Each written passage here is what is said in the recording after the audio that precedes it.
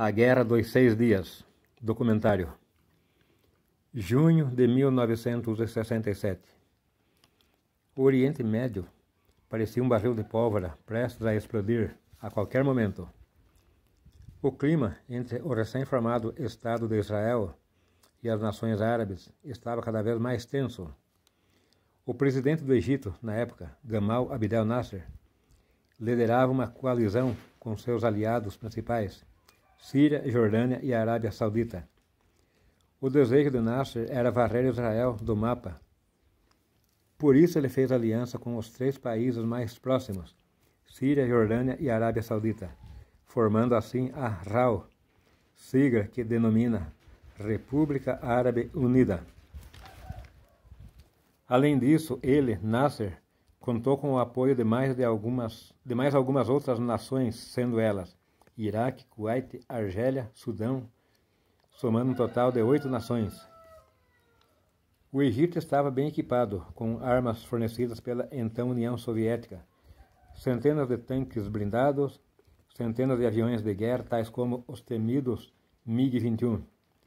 A coalizão árabe tinha mais de 500 aviões de combate, quase 1 milhão de soldados, enquanto Israel contava com apenas 50 mil homens em armas e 197 aviões de combate. Além da inferioridade numérica, Israel estava no centro, rodeado por inimigos sedentos por sangue e destruição total do povo judeu. Podemos ver no mapa, veja o detalhe, o quanto Israel era inferior em relação aos seus inimigos.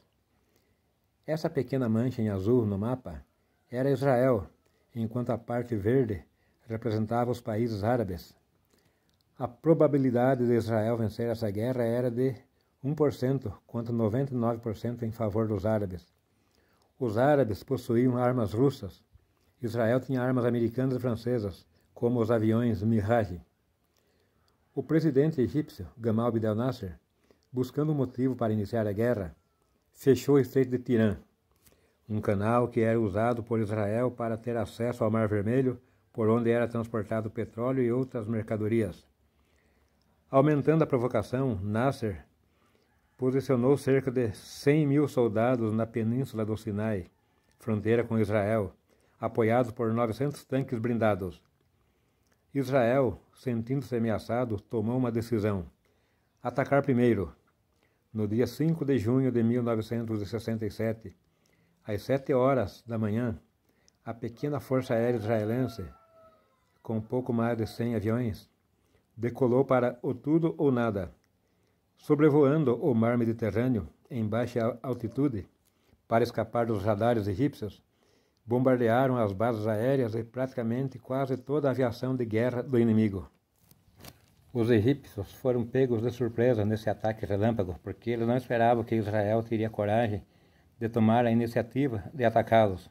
Parecia que Israel não tinha coragem, mas não foi exatamente o que aconteceu. Os pilotos israelenses usaram uma estratégia infalível.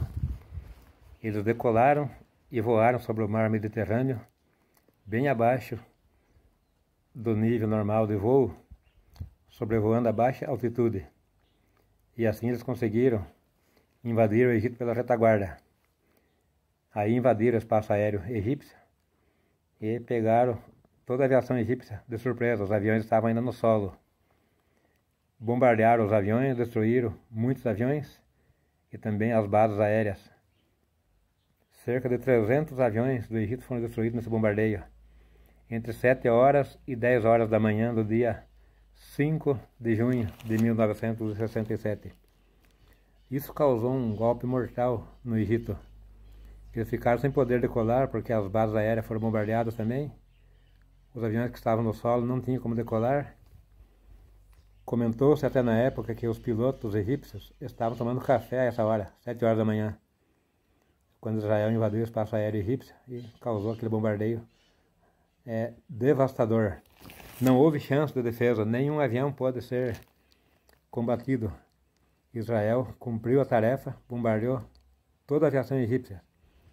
Cerca de 300 aviões foram destruídos no solo ainda, em prazo de 3 horas de bombardeio. praticamente 90% da força aérea egípcia estava destruída. Aí o Egito ficou sem nenhum avião para poder decolar e tentar contra-atacar.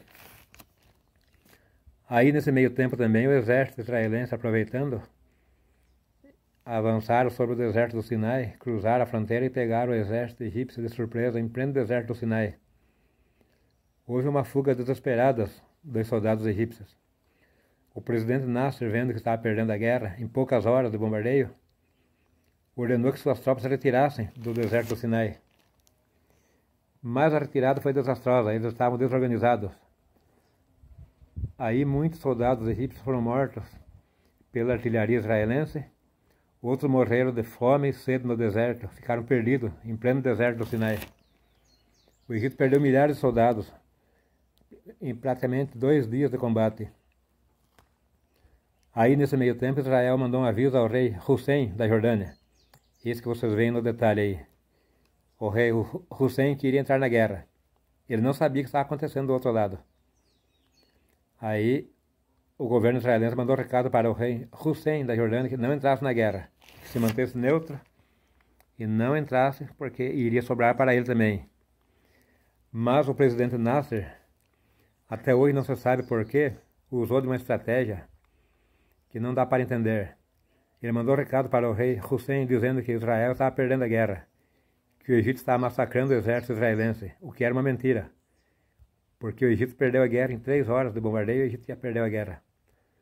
Quando ele mandou o recado para o rei Hussein da Jordânia, de que estava ganhando a guerra contra Israel, o rei Hussein não pensou 2 vezes. Falou, vou entrar na guerra. Já que o Egito está dando uma sova em Israel, vamos ajudar. Foi o maior erro do rei Hussein na época.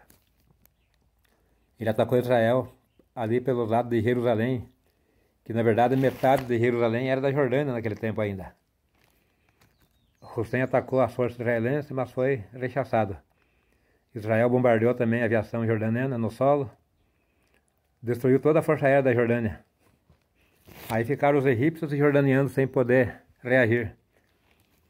E Israel ainda tomou Jerusalém, a metade que pertencia para a Jordânia, Israel tomou de volta.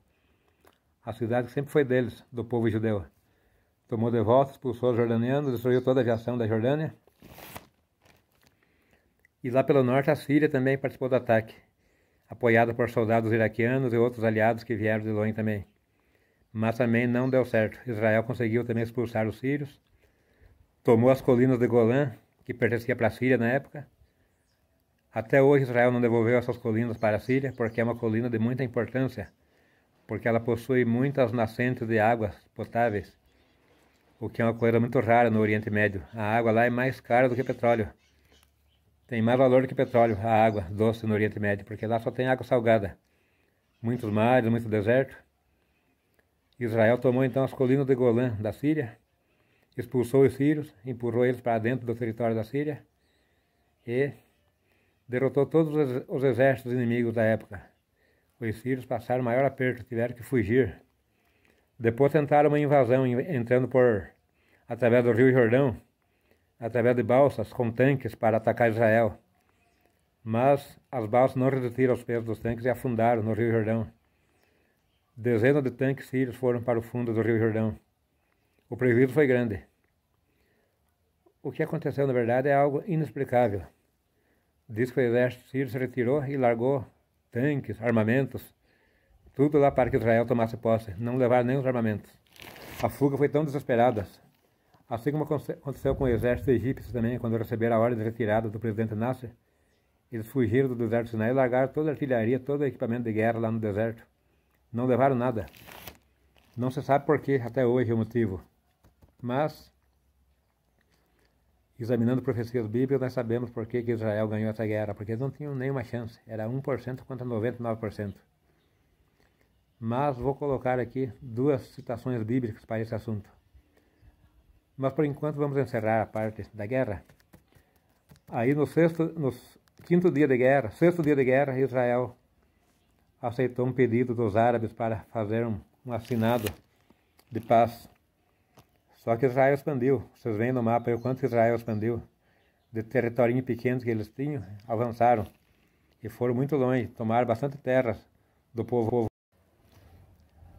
Nessa guerra, que parecia impossível, Israel tomou a metade de Jerusalém, que estava na mão da Jordânia. Depois disso, o rei Hussein se lamentou muito, porque ele perdeu toda a sua força aérea no combate. Um combate desastroso para todas as nações na época. Vocês veem o rei Hussein aí se lamentando, a cara de choro que ele teve depois da guerra. Antes ele parecia todo sorridente. Vocês vão ver ele sorridente antes aí, junto com Nasser, achando que ia ter muito sucesso na guerra. Depois vocês vão ver ele lamentando. Ele chegou a reclamar que Israel atacou de uma maneira violenta e destruiu toda a força aérea da Jordânia em poucas horas de combate. Aí Israel tomou as colinas de Golã, que eram da Síria, não devolveu mais até hoje, tomou a Cisjordânia. Eles avançaram, tomaram muitas terras. Israel tornou-se uma nação maior em território. E o povo árabe teve que assinar um tratado de paz no 6º dia de guerra, porque senão eles iam ser destruídos.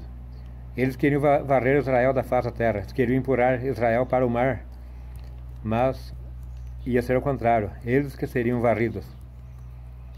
E Israel se manteve lá e está até hoje naquela terra lá. Agora vou colocar aqui 2 citações bíblicas para vocês verem por que Israel ganhou essa guerra.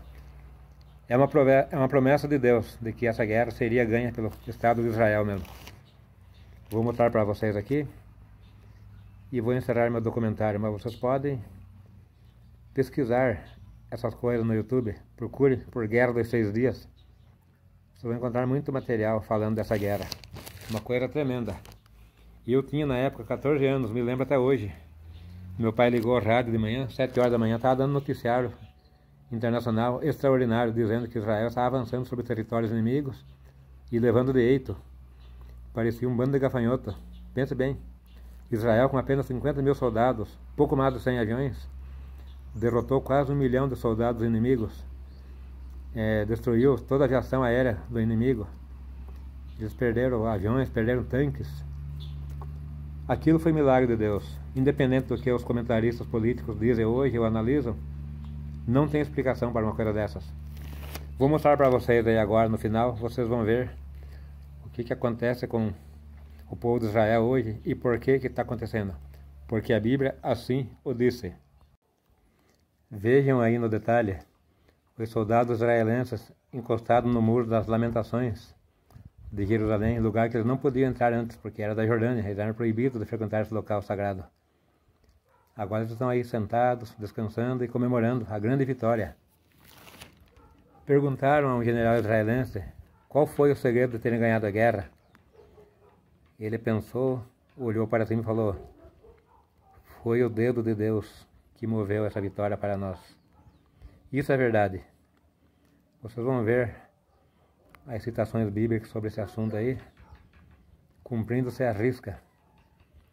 Deus, mais uma vez, trabalhando em favor do seu povo. Vocês vão ver daqui a pouco, vou colocar para vocês aí, então, os detalhes e as citações bíblicas. Jesus profetizou em Lucas 21, verso 24, que Israel seria espalhado pelo mundo. Ele falou assim, falando da destruição de Jerusalém que aconteceria pelos romanos no ano 70 da era cristã. Jesus falou assim: e cairão a fio da espada, e para todas as nações serão levados cativos, e Jerusalém será pisado pelos gentios até que o tempo dos gentios se completem. Assim sendo, Israel seria espalhado pelo mundo e só voltaria no final dos tempos. Agora, Zacarias, capítulo 12, versículo 3, está escrito assim: e acontecerá que naquele dia farei de Jerusalém uma pedra pesada para todos os povos. Todos que carregarem contra ela certamente serão despedaçados, e ajuntar-se-ão contra ela todas as nações da terra. Zacarias 12, versículo 3. Agora nós vemos também Isaías 19. Ele profetizou e disse assim, Isaías 19, versículo 16. Ele falou assim: naquele dia os egípcios serão como mulheres, tremerão e temerão por causa do movimento da mão do Senhor dos Exércitos, porque ela se há de mover contra eles. Aí está, meus amigos, meus irmãos, a profecia cumprida ao pé da risca. Tudo que foi predito acerca de Israel está agora acontecendo. Israel voltou para ser uma nação forte. Está tudo lá em ordem agora. É o tempo dos gentios que está se acabando. Nosso tempo está prestes a terminar. Deus muito em breve vai parar de tratar conosco, os gentios, vai tratar com o povo israelita. É tempo de nos prepararmos, porque o nosso tempo está findando. foi predito que Israel seria espalhado pelas nações.